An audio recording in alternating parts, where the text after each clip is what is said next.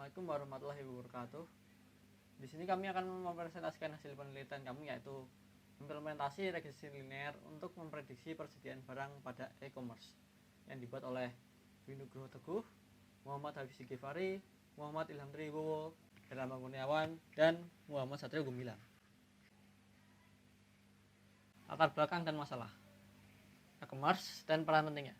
E-commerce sendiri adalah proses jual beli barang atau jasa secara online melalui internet. Peran dari e-commerce sendiri yaitu dapat meningkatkan akses pasar dengan biaya lebih rendah. Kemudian pada tantangan dalam pengelolaan penjualan barang terdapat beberapa tantangan, yaitu seperti kekurangan atau kelebihan barang yang dapat berdampak pada keuntungan dan kepuasan pelanggan, serta pentingnya prediksi penjualan untuk menghindari ketidakseimbangan persediaan. Kemudian untuk manfaat dari implementasi regresi linear ini sendiri yaitu dapat meningkatkan keuntungan dengan memprediksi penjualan yang akurat, serta dapat meminimalkan resiko kekurangan ataupun kelebihan persediaan barang. Tujuan penelitian ini dilakukan bertujuan untuk membuktikan efektivitas metode regresi linear dalam memprediksi penjualan e-commerce dan implementasi regresi linear pada dataset transaksi penjualan retail online di Inggris. Kajian pustaka. Pada penelitian sebelumnya, yaitu perbandingan metode pada prediksi penjualan supermarket, regresi linear dan moving average pada 148 data penjualan, yaitu dari Januari hingga Maret, menghasilkan RMSE dan MSE untuk moving average sebesar 7.106 dan 50.489, dan regresi linear yaitu sebesar 7,59 dan 57.603. Kemudian pada penelitian prediksi penjualan supermarket dengan regresi linear berganda dengan banyak data sejumlah 245.244 data penjualan per barang dihasilkan RMSE sebesar 40,476. Kemudian pada penelitian selanjutnya yaitu perbandingan metode pada prediksi penjualan produk bearing membandingkan regresi linear dan moving average. Kemudian prediksi penjualan produk barang bearing dilakukan pada toko TV Mulia Tata Sejahtera. MSE regresi linear yang dihasilkan yaitu sebesar 164,650. Kemudian MSE moving average-nya yaitu sebesar 7.376,044. Kemudian metode regresi linear memberikan error yang lebih kecil. Kemudian pada penelitian selanjutnya yaitu penjualan produk Unilever menggunakan regresi linear sederhana. MAPE digunakan evaluasi dengan nilai terendah yaitu sebesar 1% dan tertinggi sebesar 10%. Lalu untuk penelitian prediksi penjualan Shopee Seller Center menggunakan regresi linear berganda menghasilkan MSE sebesar 5 miliar lebih dan RMSE sebesar 2 miliar. Kemudian pada penelitian penjualan PT Eagle Industri Indonesia, regresi linear pada 300 data penjualan 3 produk, hasil RMSE-nya yaitu sekitar 36.241,2041 dan square error-nya yaitu sebesar 1 miliar lebih. Alur penelitian yang kami gunakan yaitu proses pertama yaitu pengumpulan data, lalu dilakukan pemrosesan data, selanjutnya dilakukan exploratory data analysis atau EDA, kemudian dilakukan regresi linear, dan yang terakhir yaitu melakukan analisis penjualan. Deskripsi data yang kami gunakan didapat dari Kaggle, yang yaitu linknya sebagai berikut. Kemudian data dari Kaggle tersebut berisikan tentang transaksi penjualan e-commerce dari sebuah toko yang berlokasi di London selama 1 tahun, yaitu dari tahun 2018 Desember hingga 2019 Desember. Dataset ini memiliki sebanyak 536.350 baris data dan 8 kolom yang terdiri dari transaksi number dengan tipe data kategorik, kemudian date yang dengan tipe data numerik, kemudian product number dengan tipe data kategorik, lalu produk dengan tipe data kategorik, price dengan tipe data numerik, quantity dengan tipe data numerik, customer number dengan tipe data kategorik, dan country dengan tipe data kategorik. Lalu pada dataset ini terdapat data transaksi yang dibatalkan oleh customer yang ditunjukkan oleh nilai minus pada kolom quantity. Untuk contoh datanya dapat dilihat ditampilkan di bawah ini.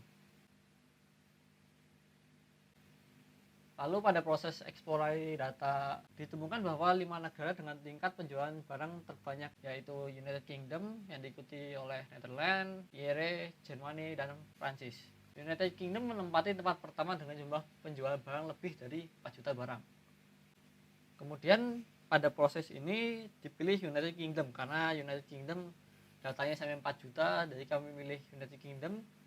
Lalu kami eksplorasi data berdasarkan produknya yang terbanyak terjual dan didapati, yaitu papercraft menjadi yang tertinggi, kemudian diikuti medium keramik top storage, lalu popcorn holder, World War II glider SD design, lalu jumbo bag red trace of stock.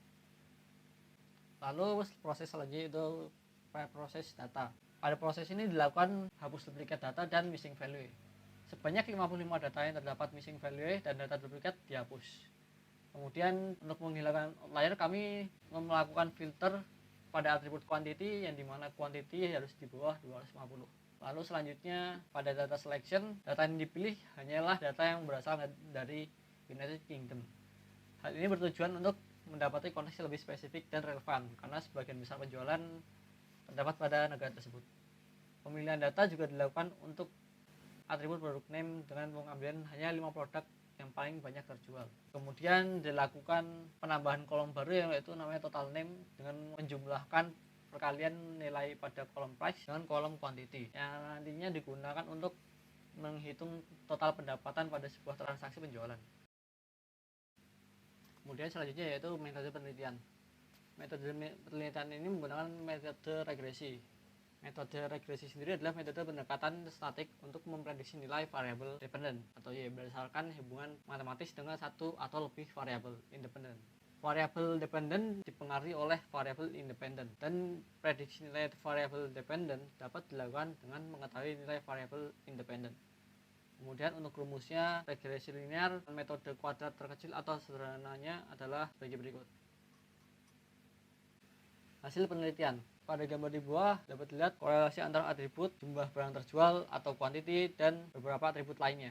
Kemudian nilai korelasi untuk jumlah barang terjual dan tahun adalah 0,5. Nilai korelasi ini menunjukkan bahwa ada hubungan positif yang kuat antara kedua variabel tersebut. Kemudian nilai korelasi antara jumlah barang terjual dan bulan adalah minus 0,2. Nilai korelasi ini menunjukkan bahwa hubungan negatif yang lemah antara kedua variabel tersebut. Kemudian nilai korelasi antara jumlah barang terjual dan kode barang adalah 0,01. Nilai korelasi ini menunjukkan bahwa hubungan antara kode barang dan jumlah terjual sangat lemah. Artinya kode negara ini tidak memiliki pengaruh yang signifikan terhadap jumlah barang yang terjual. Kemudian nilai korelasi antara jumlah barang terjual dan kode produk adalah minus 0,005, yang artinya nilai korelasi ini menunjukkan bahwa hubungannya sangat lemah antara kedua variabel tersebut. Kemudian dilakukan pelatihan menggunakan regresi linear pada produk cream hanging hearty light holder dengan negara yang dipilih yaitu United Kingdom, dan dihasilkan data seperti gambar di bawah. Banyak kuantiti barang dari 0 hingga 250 dan banyak harinya yaitu dari 1 hingga 365 atau 1 tahun. Gambar tersebut menunjukkan garis yang menunjukkan hubungan antara kuantiti dan banyak hari. Grafik tersebut menunjukkan bahwa kuantiti menurun seiring berjalannya hari. Kemudian dilakukan prediksi dengan menggunakan regresi linear pada produk cream hanging hearty light holder dan dihasilkan data seperti gambar di bawah. Banyak kuantiti yaitu sebanyak 0 hingga 250 dan banyak hari dari 0 hingga 400. Jadi di sini dilakukan prediksi sekitar 35 hari ke depan dan kuantiti tersebut diprediksi menurun. Dapat dilihat pada hari ke-382 kuantitinya menurun hingga 32,254. Kemudian dilakukan 5 pengujian pada 5 produk yang berbeda dan dihasilkan 5 produk dengan MSE dan RMSE terbaik dapat dilihat pada tabel berikut. Yang pertama yaitu cream hanging hearty light holder dengan MSE 1429,014 dan RMSE 37,802.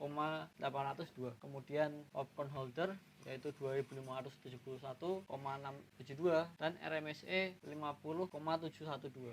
Lalu jumbo bag retro spot dengan MSE 2780,673 dan RMSE 52,732. Kemudian yang terakhir yaitu assorted color ornamen dengan MSE 2794,116 dan RMSE 52,859. Kemudian dilakukan evaluasi dan analisis. Penyebab tingginya nilai MSE dan RMSE adalah karena jumlah atribut yang digunakan terlalu sedikit, yaitu hanya 2 atribut saja yang digunakan dari 8 atribut. Kemudian pada pelatihan model atribut yang digunakan hanya data quantity dan tanggal atau tahunnya tadi. Selain dari atribut, hal lain yang membuat nilai MSE dan RMSE menjadi tinggi adalah adanya outlier atau data pencilan dari data-data tersebut.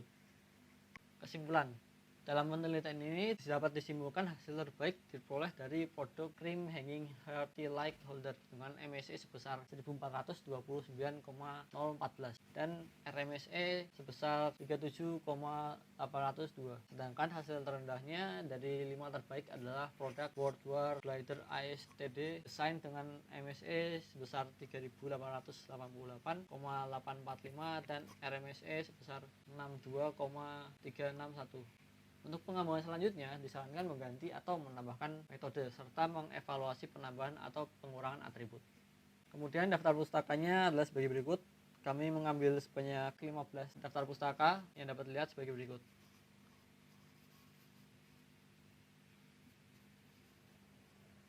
Sekian representasi dari kami. Apabila ada kesalahan, kami mohon maaf. Wassalamualaikum warahmatullahi wabarakatuh.